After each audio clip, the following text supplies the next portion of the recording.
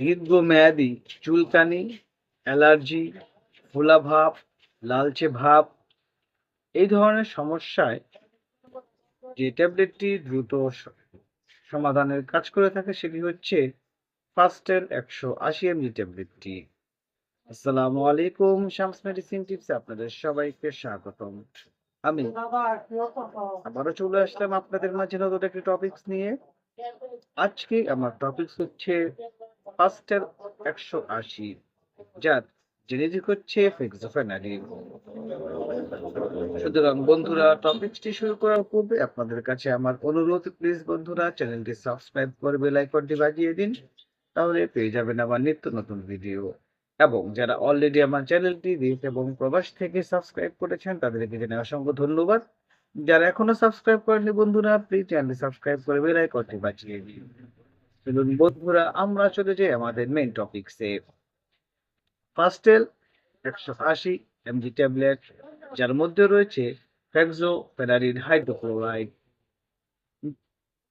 যা অ্যালার্জির লক্ষণগুলি উপশম করতে এবং ব্যবহৃত দ্বিতীয় প্রজন্মের অ্যান্টিহিস্টামিন হিসাবে ব্যবহার করা হয়।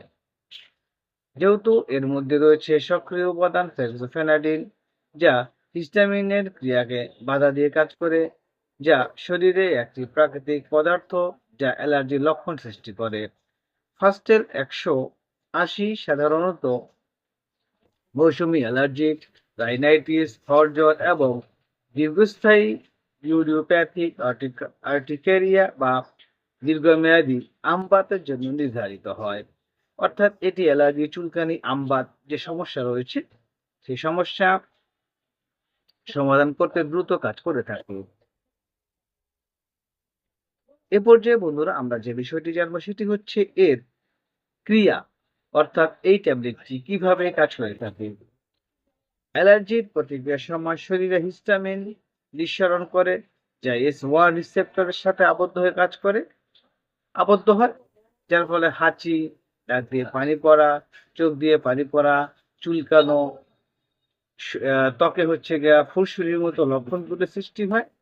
ফেক্সোফেনাডিন বেছে বেছে এই যে পেরিফেরাল S1 রিসেপ্টর গুলিকে ব্লক করে হিস্টামিন তার প্রভাব প্রয়োগ করতে বাধা দেয়, যা দ্বিতীয় প্রজন্মের অ্যান্টিহিস্টামিন।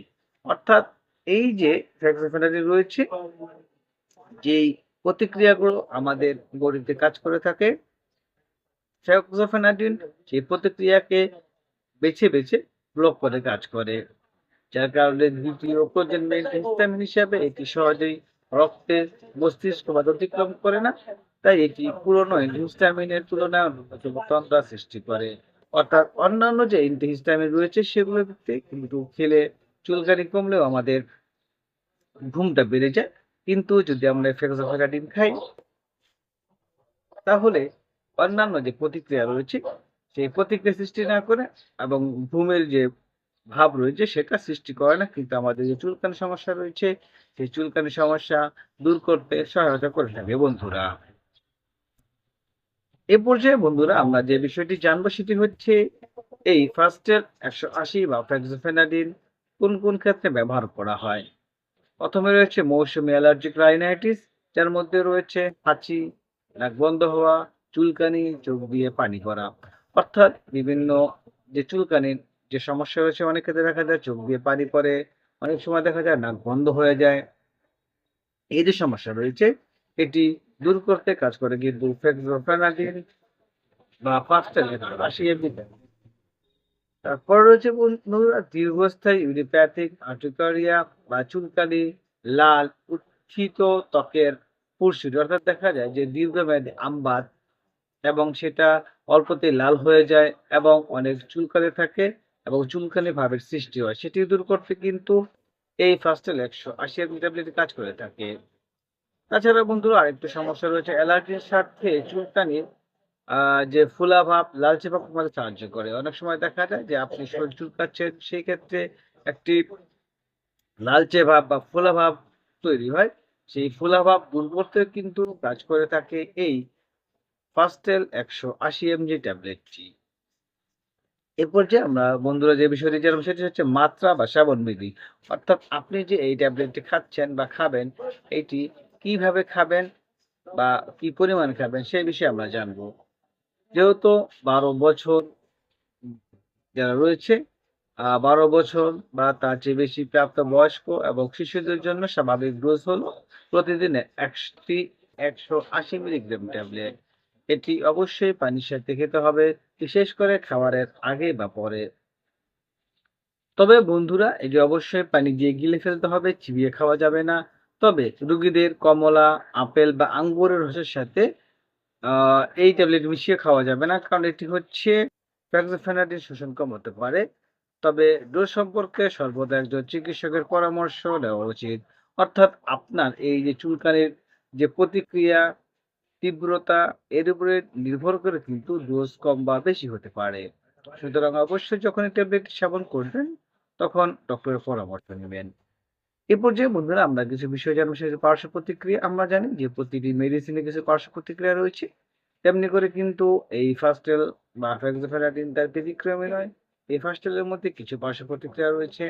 যেমন মাথা ব্যথা, মাথা ঘোরা, বমি, বমি ভাব, মুখ শুকিয়ে যাওয়া, ক্লান্তি ইত্যাদি। এই ধরনের বন্ধুরা কিছু পার্শ্ব প্রতিক্রিয়া হতে পারে।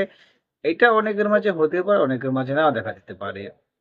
এ পর্যায়ে বন্ধুরা আমরা কিছু সতর্কতা জানবো। আমরা জানি প্রতিটি মেডিসিন যখন আমরা সেবন করি সেই ক্ষেত্রে আমাদের কিছু সতর্কতা অবলম্বন করতে হবে বা জানতে হবে। যেমন কিডনি সমস্যাযুক্ত রোগীদের এই ওষুধটি ব্যবহার করার আগে অবশ্যই একজন ডক্টরের সাথে পরামর্শ করা উচিত। কারণ তার ডোজ সমন্বয়ের প্রয়োজন হতে পারে। আমাদের যাদের কিডনি সমস্যা রয়েছে তারা যদি এই ফাস্টেল ১৮০ এমজি বা ফ্যাক্সিমোলারিন খেতে চান সেই ক্ষেত্রে অবশ্যই ডক্টরের সাথে পরামর্শ করা উচিত।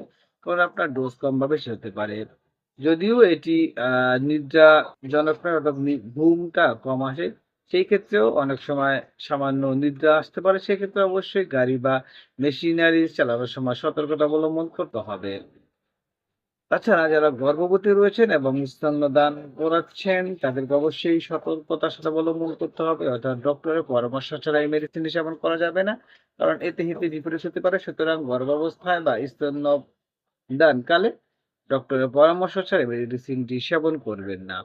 সুতরাং বন্ধুরা আমরা বলতে পারি যে ফাস্টেল ১০০ এমজি ট্যাবলেট যা ফেনোফেনাডিন হলো একটি কার্যকর সুষম অ্যান্টিহিস্টামিন যা অ্যালার্জিক রাইনাইটিস, দীর্ঘস্থায়ী আর্টিকেরিয়া চিকিৎসার জন্য ব্যবহার করা হয়। এর অশান্তকারী বৈশিষ্ট্যের কারণে এটি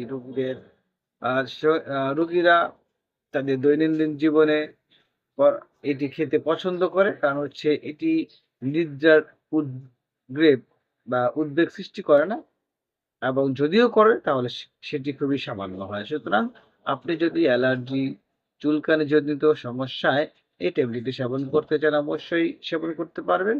সেক্ষেত্রে অবশ্যই ডক্টরের পরামর্শ ছাড়া সেবন না করাই উচিত। আমাদের এই চ্যানেলের মাধ্যমে শুধুমাত্র আমরা আপনাদেরকে আপনি কোন রোগের জন্য কোন মেডিসিনটি সেবন করবেন সেই সম্পর্কে বলা হয়। সুতরাং যেকোনো মেডিসিন সেবন করার পূর্বে অবশ্যই একজন অভিজ্ঞ ডক্টরের পরামর্শ নিন।